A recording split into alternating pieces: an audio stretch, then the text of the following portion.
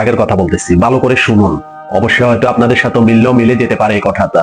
খুব শোচনীয় এবং দুঃখজনক একটা কথা। দীর্ঘ 17 বছর আগে আমার ভাই, নিজের ভাই, 1400 টাকা নিয়ে, মানে গ্রামের সাধারণ লোকের 1400 টাকা নিয়ে পালাইছে সৌদি আরব। ও তো পালাই ওইখানে কামলাগিরি করতেছে।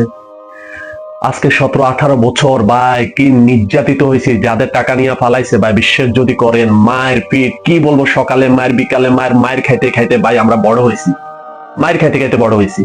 আজকে 17-18 বছর পর একটু সুযোগ পাইছে, ও বলতেছে যে না, তুই ওর দেশে আসবে। বললাম যে তুই দেশে এসে কি করবি, তুই দেশে আসবি কেন? আজকে দীর্ঘ 17 বছর তোর কোনো খোঁজ খবর নাই, আমরা এত মায়ের খাইতেছি, এত নির্যাতিত হইতেছি, তোর কোনো খোঁজ খবর নাই, তুই এখন 17 বছর পরে এসে করবিটা কি আমারে বল তুই। বলতেছে যে আমি আসার সময় তোদের জন্য একটা ডাব শ্যাম্পু এবং একটা ডাব সাবান নিয়ে আসবো। বুঝছেন ভাই, বিশ্বাস যদি করেন, এই কথা শোনার সাথে সাথে আমার রক্ত সাথে সাথে ঠান্ডা হয়ে গেছে। একটা ডাব শ্যাম্পু আর একটা ডাব সাবান নিয়ে আসবে, এটা কি কম কথা? তো ওই কথা শুনে আমাদের গ্রামবাসী সবাই শুনে ওদেরও রক্ত ঠান্ডা হয়ে গেছে। এই 1400 টাকা নিয়ে গেছে, যে ওইটার আর আক্ষেপ নাই ওদের।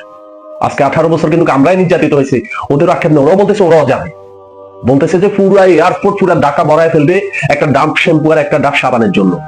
তো কি আর করা, আমিও ওরে বললাম ভাই এভাবে এভাবে সবাই আসবে। বলতেছে যে তুই তাহলে একটা লেগুনা বা একটা বাসে কইরা বাসে ছাদে বসা নিয়ে আয়, ওদেরকে সিঙ্গরা পার হেড 400 টাকা করেও দিব। এই কথা শুনে যত রাজমিস্ত্রি আছে আমাদের গ্রামে সবাই ছুটছে আমার পিছনে, বলতেছে ওরাও যাবে। তো কি করব, নিয়ে গেলাম। গত 14 বছর বা 17 বছরের কথা ভুলে গেছি আমি, কেন ডাব শ্যাম্পু একটা পাইছি, তারপর আপনার কি বলে ডাব সাবান একটা পাইছি, এটা কি কম কথা ভাই? হ্যাঁ, এখন আমার শুধু একটাই টেনশন আসতেছে, ওই সময় তো 1400 টাকা নিয়ে গেছে, এখন কয় টাকা নিয়ে যাবো ওর তো কোনো বিশ্বাস নেই ভাই।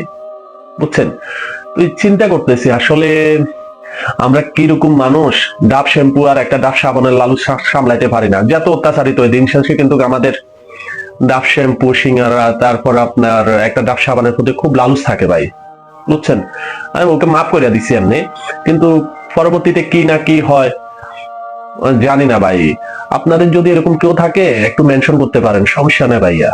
বুঝছেন, আমি আবার কারোর নাম নিই নাই, আমার বন্ধু বা ভাই, আমার খুব ক্লোজ একটা ভাই, বুঝছেন, অনেক নির্যাতিত হয়েছি, তারপরে মাফ করে দিছি। কি করবো, আমরা তো নির্লজ্জ। বুঝছেন, সালাম আলাইকুম।